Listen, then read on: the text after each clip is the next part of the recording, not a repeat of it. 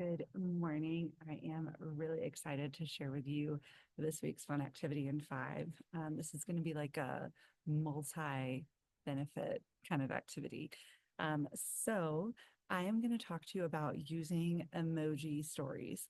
And the reason I'm calling them emoji stories is because I very intentionally use vocab that most of my students don't know when I write these stories, and I add emojis to them to help students with their comprehension and understanding of that new vocabulary.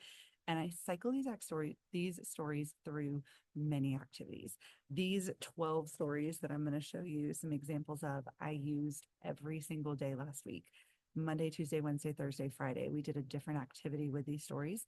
Many of those activities that have been talked about on here, and I will shout them out so you can check out those videos as well.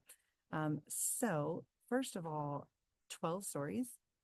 Did I really write 12 stories? Actually, no. I wrote one story that followed the framework that I wanted to use. It's the same framework that I used when I started with my password question, what are you afraid of? And the same one that I cycled through with our vocab words. So I took my my gallery walk chart, question answer chart, and created a story using those questions and answers that I wanted students to be able to answer when they looked at the story. So I wrote one story. We're going to say that I wrote this story. This isn't the one that I wrote, but we're going to say it's this one. Um, there is a character. It lives here. It's afraid of this thing. It has a problem. It blah, blah, blah. It does not know where this thing is. So it does this action to try to find it. It looks in this place, but it doesn't find it in this place. So it looks for it in this other place. And it, in this story, finds it in this place. It's kind of the format that I followed for these stories. So I wrote one, and then I went to magic school. If you're not using magic school, you need to be using magic school. I personally set mine on seventh grade level. Um, and I am very, very detailed in the part where it says, what do you want students to be able to do? That's where I found the most success. So I wrote, I want students to be able to answer these questions. And I wrote my questions out. What is the character afraid of? What does the character know or not know? Where does the character look? Does the character find the thing? And I wrote those questions in there.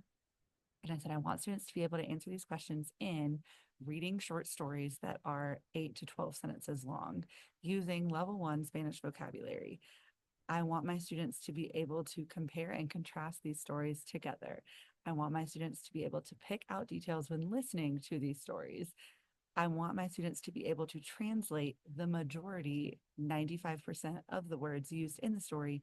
And for any other words that are not high frequency, I want there to be an emoji that can be used to support the understanding of that word. Lots of effort there. And then I put in, here's an example, and I gave it my example story. And I said, write me 11 more. And it did. Some of them needed a little bit of tweaking, but for the most part, it was about 5 minutes of work to edit them. And whereas it would have taken me probably close to 30 or 45 minutes to write 12 short stories that were as creative as these were. So I put these stories up for my students. They loved them. Here's what we did with them. We did a reading gallery walk. We did a listening comprehension chart where I read some stories out loud and they filled out their chart. We played SACE with them. We did a gesture retell with some of them. We also did storyboards with them. So my students read and reread and reread and reread these stories, so much so that by the time they did their free write on this unit, many students rewrote a version of the story that they read or liked the most. So it's a very good way to get some extra vocab. Like my students probably would not have known fresas without the emoji. They might not have known fox without the emoji.